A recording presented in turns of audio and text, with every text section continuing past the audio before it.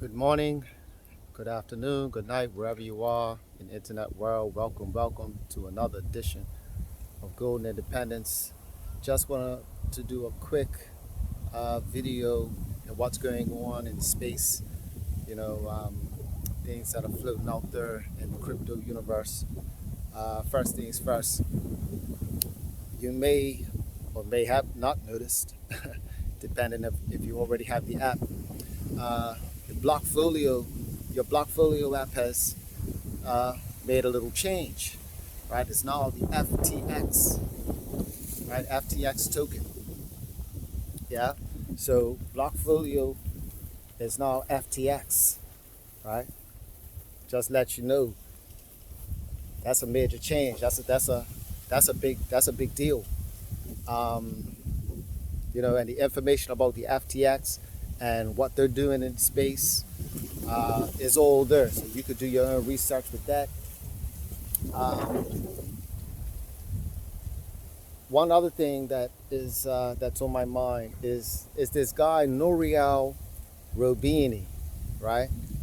Um, a lot of people interview him, right, about cryptocurrency and in regards to how does it translate into the traditional space, and his point of view is like straight up traditional. Like his all about fiat, right? So every single so if you want the worst case scenario, right? And this is what I mean about when you're doing your research, there's certain people out there that they're gonna have their point of views based on where they operate, where they work, right? How they make their living, right? So this guy is deep in the trenches of institutional education and just the whole,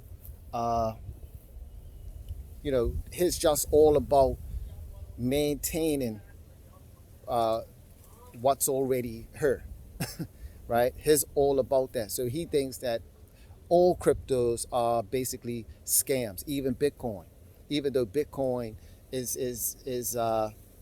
even though institutions are looking at holding Bitcoin and getting Bitcoin for their clients, like JP Morgan, like PayPal, right? These same institutions, right?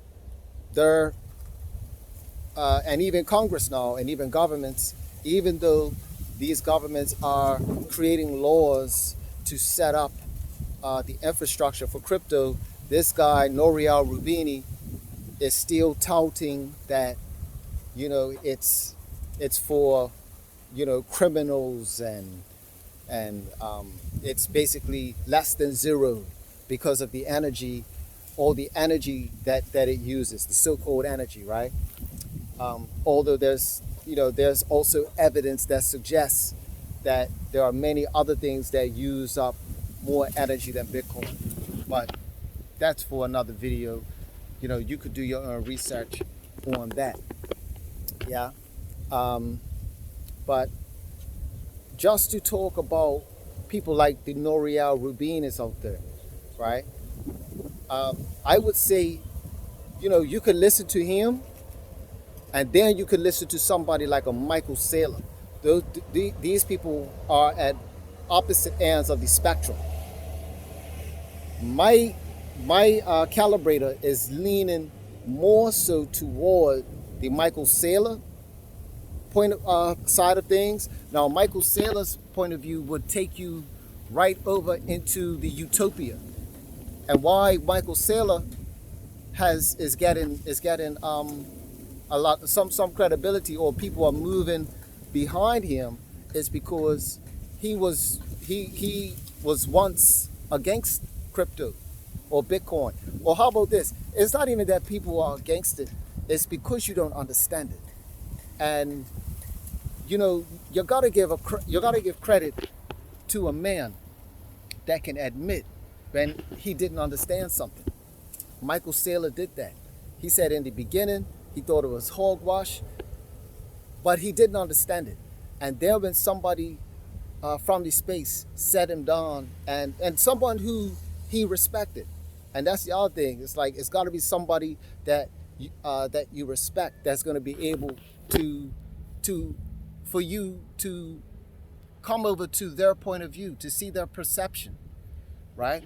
And once he came over to the other side and looked at Bitcoin from their lens, then he started to see his own vision, and he started to see it, and his imagination and his skill set was like, wow, how come I didn't see this before?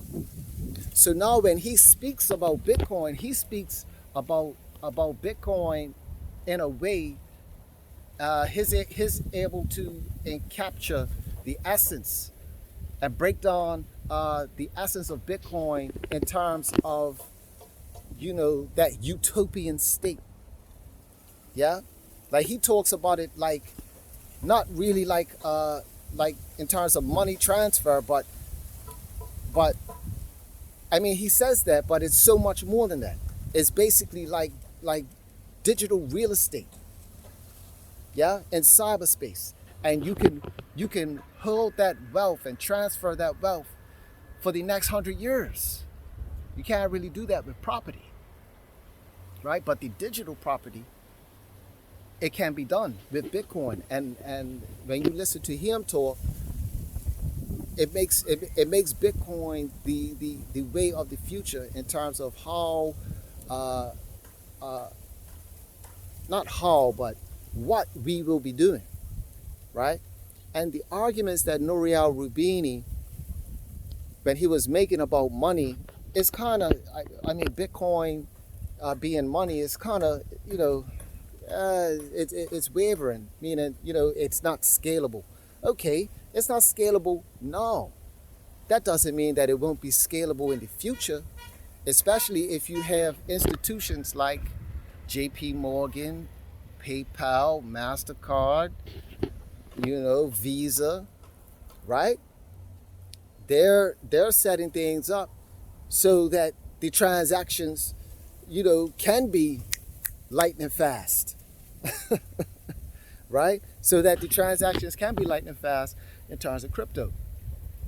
Now, another thing he was saying that, that you can't get value for Bitcoin.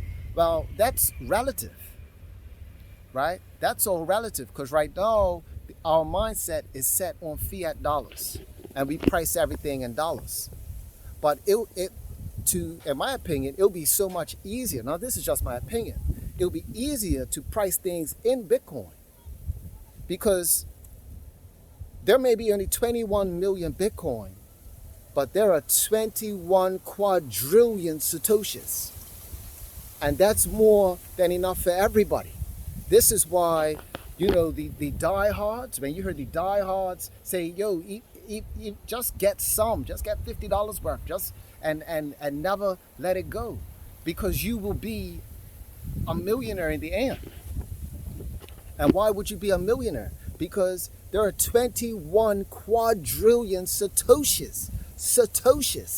If you look at it from a Satoshi standpoint, right? And you look at how many people there are in the world and how much money printing there is, all the money printing can go into Bitcoin. Bitcoin can absorb all of the money printing. So with 21 quadrillion Satoshis, right? Even if you have the fraction of the Bitcoin, and then you start pricing things in Bitcoin or Satoshis, you start pricing things in Satoshis. Now everything could be affordable. Things, you could start, we could sound like, it'll sound like, our way of life will sound like a Star Wars movie. Yeah? Think about what they were using. Oh, that's going to be 70,000 clicks, 20,000 decibels. You see what I'm saying? So it's not about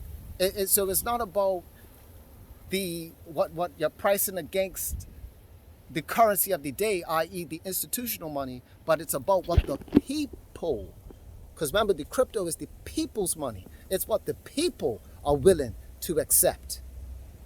Are you going to accept the Satoshi? Are you going to accept the ETH? Do you accept the ETH? Yeah? That's why the crypto is the people's money. And that's what Nouriel Rubini doesn't understand. He says it's a form of barter. Well, so is what we're doing with the fiat. But we're just bartering with the fiat. We could trade goods and services with the crypto. But no, right? Instead of, because there's multiple fiat. You got US dollars, you got francs, you got the pound, you got the sterling. What's the difference? Right? What's the difference? You got the yen. Think about how much fiat currency is out there. What's the difference between the fiat currencies that are out there in the world and the cryptocurrencies? To me, it's about preference. The difference is that, hey, I could print my own. I could raise my own funds. Golden independence coin. You see? That's the difference. But what is the utility? What is it going to be used for? Right? So if you check out your Blockfolio, you see the FTX token. It's sitting pretty at, $36. It's looking nice. Yeah? It's looking nice. So, yeah, a lot of changes are going on. A lot of changes are happening. Right? Are you going to be a part of the change? Are you going to be a part of the change? Huh? Something to think about, something to consider. That's all. So, yeah, I just wanted to run that by you guys, right? Look out for the FUD. Check out Michael Saylor, right? Not to say, listen to him fully, but you could get a balanced understanding, right, between a Michael Saylor and somebody like a Nouriel Rubini. Yeah? Because the opposite ends of the spectrum. And then, but when it comes to the Bitcoin, right? When it comes to the Bitcoin, you got, Michael Saylor's on point. But when it comes to like the regulation side, see, that's why I listen to Nouriel Rubini, because he's gonna give you the information on the regulation, on the regulator side. So you gotta listen. You gotta be able to listen with the language, be able to pick out the bones, so you can get the meat. Yeah. So that's some homework for you guys. Other than that, happy trading. If you want to learn how to trade, you can hit me up. I can meet you where you are, build you up from there. So that's all for now. Thanks for tuning in. Make sure you like, share, subscribe, tell a friend.